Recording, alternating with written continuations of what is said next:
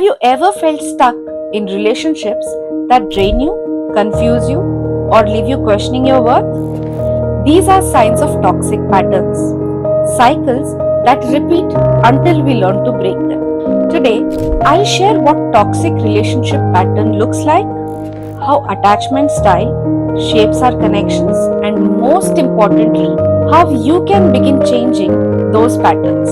As you listen, I invite you to reflect on your own experiences because awareness is the first step towards healing. Emotional patterns.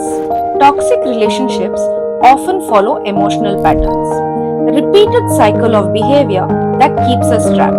Some common patterns include the rescuer and victim cycle. One person saves, the other always struggles. Control and submission. One partner dominates while the other loses their voice. Push and pull dynamics. Closeness followed by sudden withdrawal, leaving you anxious and insecure. These patterns aren't random. They are often rooted to unsolved emotions from our past. For example, someone who grew up feeling unseen may unconsciously choose partners who dismiss their feelings, recreating the same wound. Think of it like replaying the same movie over and over, hoping for a different ending. Recognizing the pattern is the first step to breaking free. Pause here. Ask yourself which cycle feels familiar to me. Attachment styles. Our attachment style is the way we bond with others. It is formed in childhood and deeply influences our adult relationships. Here are few attachment styles. Secure attachment. You feel safe, trust easily, and communicate openly. Anxious attachment. You crave closeness but fear of abandonment, often feeling insecure. Avoidant attachment. You value independence so much that intimacy feels threatening.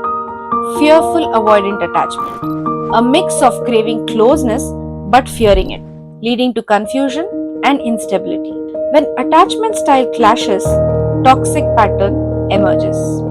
For example, an anxious partner may chase while the avoidant partner withdraws, creating a painful cycle of pursuit and distance. Understanding your attachment style helps you see why certain relationships feel so difficult. It's not about blame, it's about awareness. Now, pause and reflect. Which attachment style feels most like me and how does it show up in my relationships? How to change patterns. Breaking toxic patterns is possible, but it requires conscious effort. Here are three powerful ways to start. First, self-awareness. Notice your triggers and recurring cycles. Ask yourself, what role do I usually play in relationships? Awareness is the foundation of change. For example, if you always feel responsible for fixing others, that's a rescuer pattern. Naming it gives you power. Second, boundaries. Learn to say no, express your needs, and protect your energy. Boundaries aren't walls, they are bridges to healthier connections. Think of boundaries like the rules of a game. Without them, the game becomes chaotic. With them, everyone knows how to play fairly. Third, healing practices. Work on your inner wounds through journaling, therapy, or coaching. Healing your attachment style allows you to show up differently in relationships. Try this. Write down one toxic pattern you have noticed. Then, journal about where it might have started. This simple act can bring surprising clarity. Remember, changing pattern doesn't mean changing others. It means changing how you respond, which shifts the entire dynamic. Toxic relationship patterns don't define you.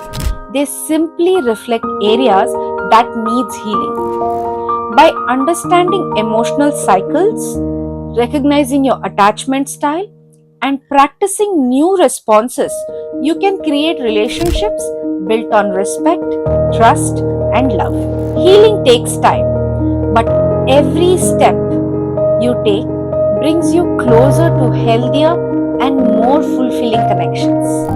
If this message resonated, follow for more insights on emotional healing and comment heal to begin your journey of awareness. Remember, you deserve relationships that feel safe, supportive, and empowering. And the journey begins with you.